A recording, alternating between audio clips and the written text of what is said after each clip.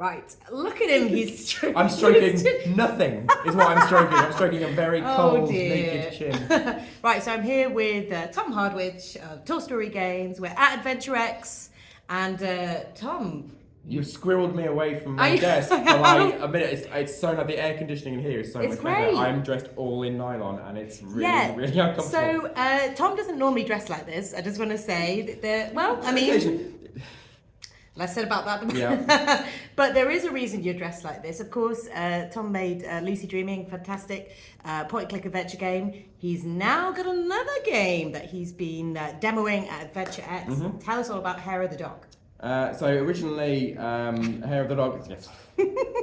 Originally, this is Heir of the Dog, which is H-E-I-R, and I'm still calling it Heir of the Dog because I was there at the beginning. So it was originally a game jam game created for Adventure X Game Jam back in 2020. So that was made in the game jam sort of lasted for 2 weeks. I think I had to make mine in 12 days because I was. And it was really good. You should. It was all right. Yeah, it was really good. You can still play it. I checked the download statistics of it.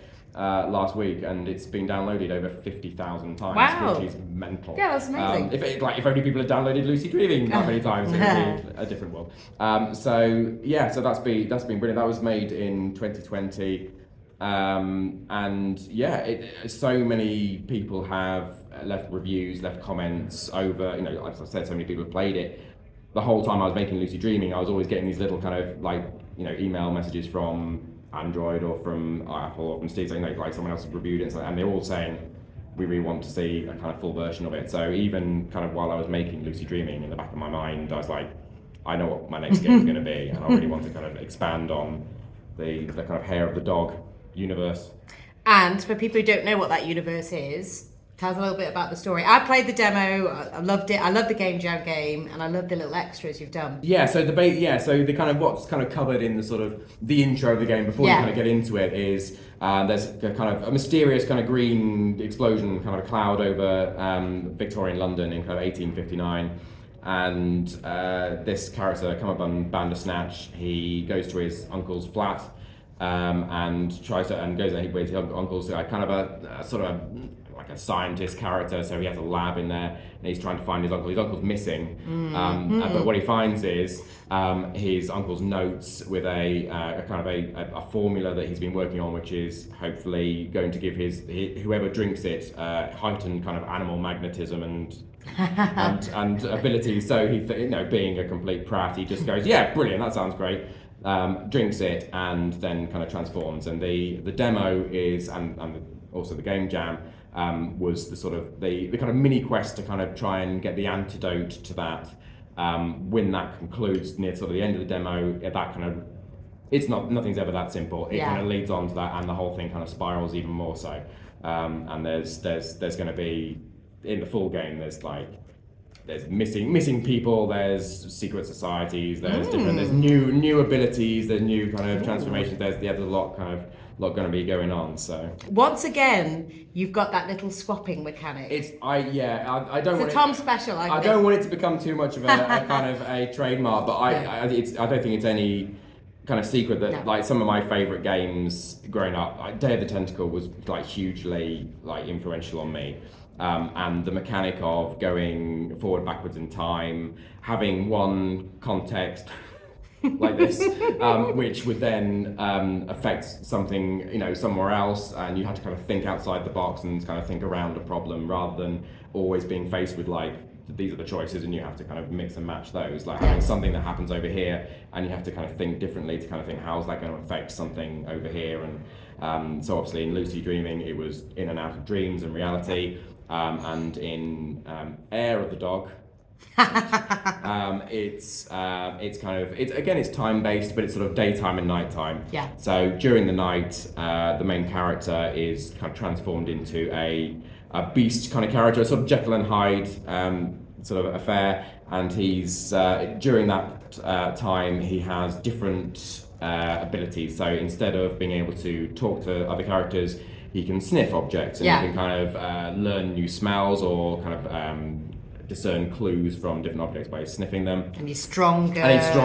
So there's different things like that. And then during the day, he's just more of a just sort of general upper class twit. Yeah. But he can talk to people, but he can't sniff. Yeah. Thank you.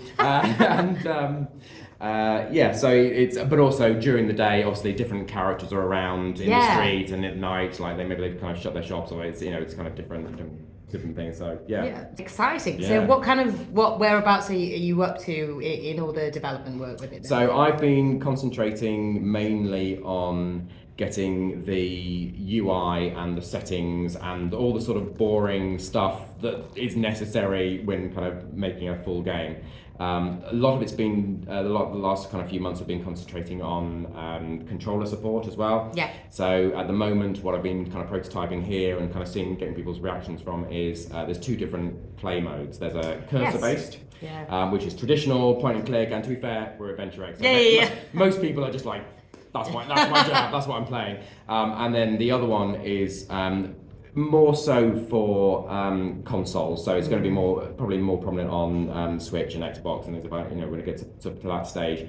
But is more similar to Return to Monkey Island and also Locomotive as well, where it's a character-based movement. So you control the character directly, and then depending on where they are in the scene, different hotspots kind of light up, and you can kind of cycle through them and things. So that's getting kind of the point and click engine that I'm using, which is Vision S Studio, getting that to play nice in that kind of environment has just been, again, a big learning curve for me. So that's where I've spent a lot of time kind of trying to get it to work and fixing bugs and things. And it's all working. There haven't been any bugs found here, which is good. But there's been some great feedback from people who are more regular controller users. I'm not really much of a console person, so I'm happy. I can, from a technical perspective, I can implement it, but in terms of finding out how intuitive it feels, I need someone who people who actually play genuinely, like natively like that. So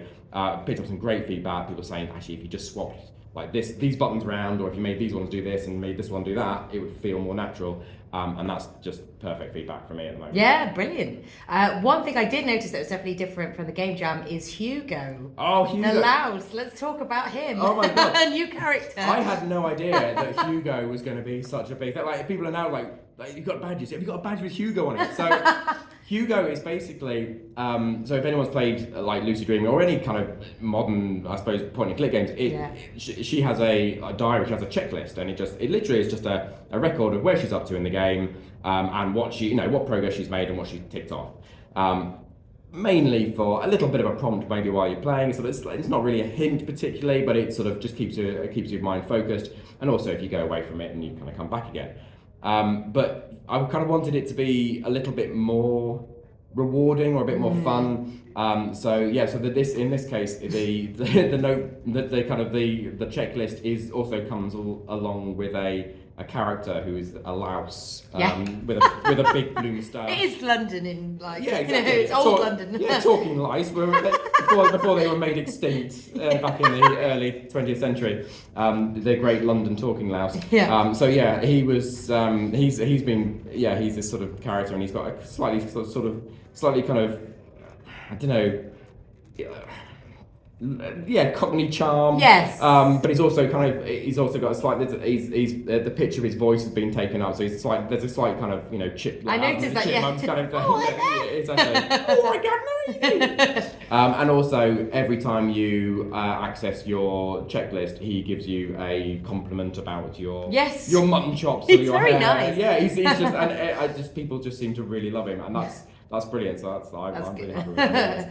I mean, because there's a lot of humour in this one that there have been in all of your games. What I want to know as well, are you going to be voicing some of the characters? Is your wife going to be voicing? Well, she did the voice. There's the pie lady, Mrs. Figgins. So she did the voice of for her in the original game jam version, and she's voiced in this one as well. Right, yeah, okay. I'll also be working with David Howlett, who did he did about 20 different voices in Lucy Dreaming. Yeah. A fantastic range, brilliant voice actor. I've been a good friend of mine for I've known him for 20 years. Oh, brilliant. And he's done some voices in this as well. I'm still testing a couple of different voice voice actors at the moment. So I've got one version here, but then all the kind of beta testers in my Discord have been trying a couple of out and seeing which ones they prefer. So yeah, but I'll probably be doing a couple of voices. And Emma will be doing everything's on the cheap, isn't it? Yeah. But we've also met loads of really talented voice artists here as well. Of course. I mean, they're all here handing out business cards and things like that. So I've got a load of new LinkedIn contacts and phone numbers. So when it gets a couple of years and get to that point, I'll put a casting call out. I was gonna say. Timeline of this. I hate asking this because I know people never want to. I don't want to be vague. So I've kind of provisionally said 2025. It gives me a couple of years. We've also been really fortunate, and we've got some UK Games Fund funding for this game as well, which is brilliant in terms of funding, but also in terms of giving me a deadline to work to. So there is a limited time over the next few months where they will we will need to prove that there's been a certain amount of progress on the game. So I know that if I'm meeting there, and if I want their money by in 6 months' time, I'm going to have to have done X% of the game anyway. So by that logic, I know I'm at least going to be that way through it. So hopefully, I've kind of, as long as I don't burn myself out completely at that point, as long as I can kind of maintain that a little bit, then that should be. This sounds realistic. It'll probably be 2026. But, cool. Well, thank you so much for having a chat with me. Really looking forward to it. I loved all the other stuff you've made, and if you're a point-click adventure fan, check it out. Go and wishlist it now. Right, thank you very much, Tom. Thank you.